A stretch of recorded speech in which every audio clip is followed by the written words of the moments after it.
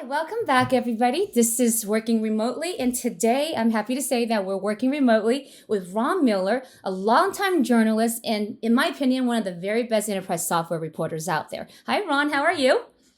Thanks. Thanks for having me. Yeah, thanks for being with us. So, you and I have known each other for a pretty long time, I believe. Yeah, going Yeah, back, I think at least a decade for at sure. least a decade. Actually, I was thinking back before this session. I think it was 2007. The first time we met was during an Adobe Media Dinner in Boston. Yeah. Yeah, and yeah, so Okay. it's been some time. But Yeah. so even back then, were you already working remotely from home? Oh yeah. Yeah. I mean, my remotely working goes back into the '90s, and Wow. I mean, in those days, like I did a lot of FedExing. I was doing mostly technical writing back then. I was a software technical writer, so you didn't normally send documents. It was just too hard. So you would print out a document and then you would stuff it in a FedEx envelope and, Oh send it my to the goodness. client. And there was a lot of FedEx back and forth. The edited copy would come back and make the changes. Um, it's a lot easier now. I can tell Certainly. you. Wow. Yeah, well, I remember in the 90s when I was faxing press releases. Yeah. Remember those days, right? So, wow, that's actually a very interesting point. So, in terms of how you work remotely back then to now, I mean, obviously technology has been the biggest difference, but, talk to me about how you now handle that process with your editors, with your colleagues, with different vendors that you work with. What does that process look like now? So, I mean, it looks a lot like what we're doing right Yeah, now, right? pretty much. There's a lot of online meetings. What between me and the people that I interview, obviously, um, even the phone is used much much less now. And in fact, when I set up meetings, to talk about an announcement or whatever it is, um, I'm typically asking for a link to a meeting like this, Yeah, because it's yeah, just easier to click a button and you're in, yeah. and you don't have to remember the passcode to get into the phone meeting, so you know how it Oh goes. my gosh, yeah, Old fashioned now, right? yeah, And that's what I do when I'm like working with a company like yours. When I'm working with my colleagues, of course, we Slack, and all of our the work is done. I do my own drafts in Google Docs, and then I move that into our back end, which is WordPress. So you know if things are edited before I go out, depending on the timing, they'll be copy edited. I'll drop a link into Slack to the copy editor, and he or she will edit it, and then it will be published. So there's just like everything is a lot more streamlined, even though yeah, I feel definitely. like it could be even more streamlined, but they certainly are a lot better than they were back in the day. Yeah, no, oh, tell me about it for sure, for sure. So, we're talking a lot about home offices as well, and then just the home setup. So, I see you've got a lot of sports paraphernalia back there. Well, Obviously, a New England everything fan. right. So, Yeah, um, when we built this house years ago, I was already working at home. So I built this little office. It's not huge, it's like 8 by 10, Um, but, eventually I built this shelving that you see. And, we had that little built in bookshelf behind me when we built the room. But, this was a dedicated space. And I think that that was important. Prior to yeah. that, we lived in an apartment, and, my desk was in our bedroom, and it was there was a lot of paper in those days, and it was spilling into our lives. And my wife was obviously happy about that. So having a dedicated space for my stuff was important. And then as we had children, and the children you know were little, we kind of had to have space with doors. So, that was just like logistical stuff, as you well know. Um, so, I mean, one of the advantages, though, at that time for me, when my wife works out of the house, I was working in the house. So, if something happened, kids had to be picked up, or, Yeah, they, definitely. they were homesick, I was here, and, um, that gave me that kind of flexibility, and it gave me more flexibility to be with my kids at the Yeah. time, um, which was a nice side benefit as well. Yeah. So Yeah. that's going back years, but having this dedicated space has been really useful for me. And if you can do it, obviously not everybody can do it. Um, we knew that I was kind of a work at home person, so we kind of planned it into the house. Um, but uh, if you can do it, then it's great to have. And I can tell you that, I don't know, about 3 or 4 months ago, I just started, getting a cleaning frenzy because I started like emptying the office out of 25 years worth of stuff. And, like I had like a history of technology in this office. Well, that's yeah, no, I can only imagine how that the cleaning process. Well, this is a good time to clean actually. I actually find myself clean, shoe closets, the pantry, this and that, but you got to keep busy and I'm a clean freak. I mean, you can tell if I shift my screen around, there's not a lot around here. So Yeah, trying to not keep things anything on neat. Yeah, the wall. well, I mean, my head is covering something there, but yeah, no, Okay. no, no.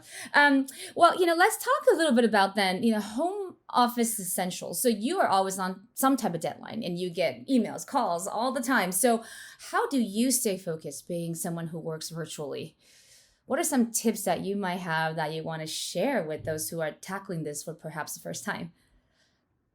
Yeah, that's hard because it's like almost, second nature to me at this point about Yeah, how my own personal workflow. And I think people have to come up with their own ways of working and how they kind of find comfort. But, you know, generally, like in the morning, I will, do the rounds, I call it. I'll look at email, I'll look at social media, I'll see what's happening. I'll see if I got an email, if any news broke that I should be, that I should be looking at. If I have early embargoes, I'll write those, which is generally true at least several days a week.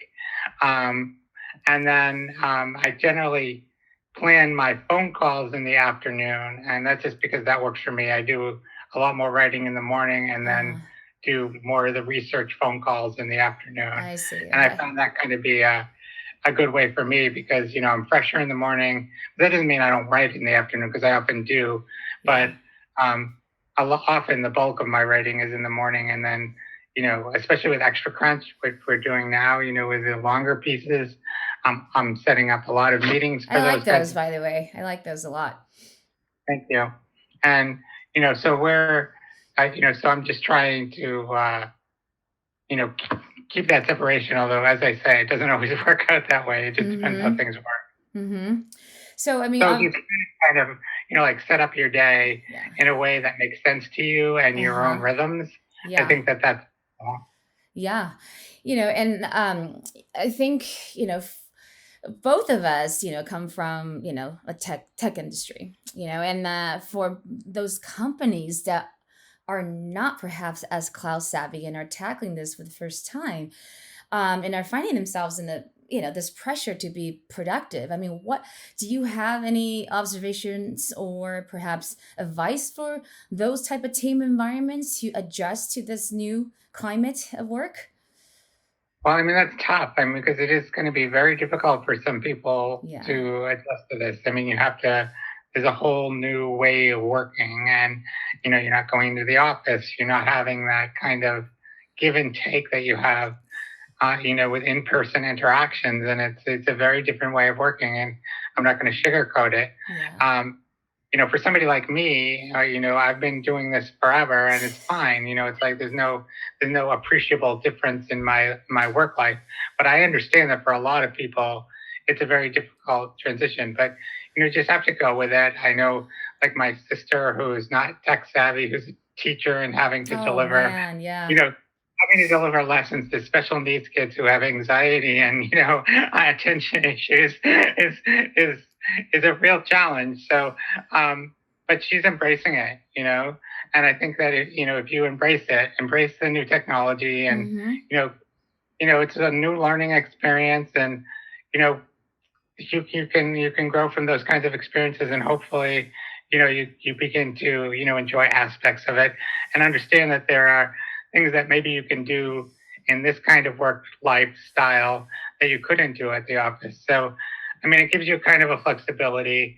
I know that people that I've spoken to about this um, say, from a manager's perspective, don't expect everybody to be, at their desk from 9 to 5, because, like Yeah.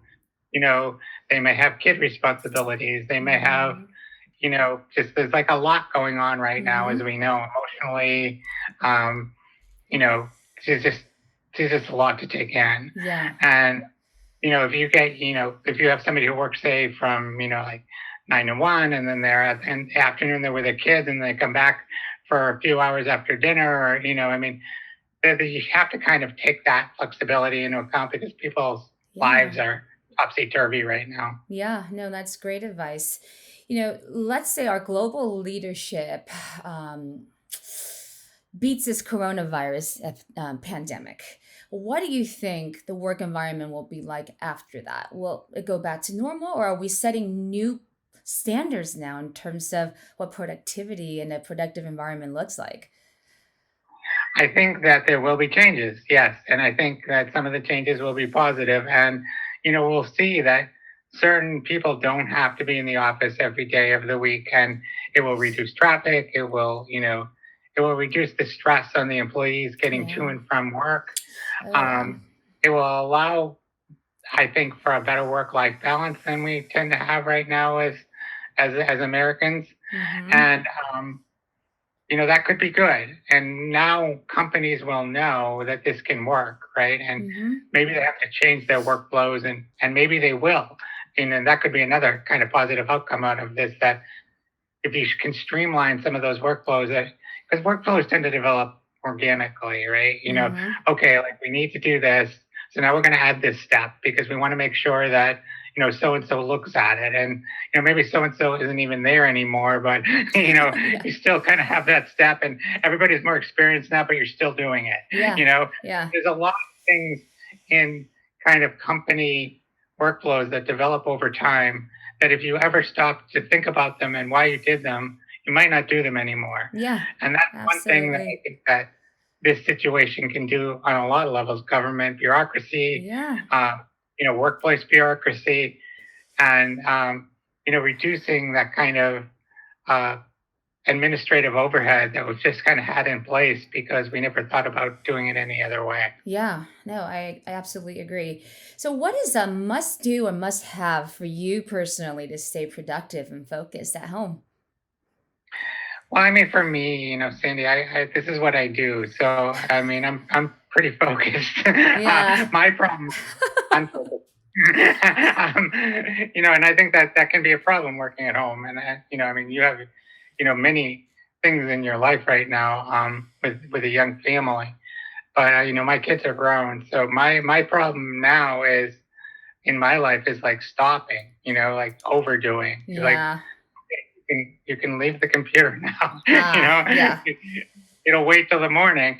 Um, but that's hard to do, and I think that overworking is something that I have to battle, and I think that Ah, a lot of people working at home who might not have those kinds of pressures of taking care of small children will also have to you know work to make sure that they're taking care of themselves, and um, taking breaks, yeah. and um, just like building in a routine that, to the extent possible in your job. I mean, my job's news, so like sometimes you just have to Yeah. be at your desk, but you could always be at your desk, Yeah. and so you have Yeah. to kind of work to really combat that, I think.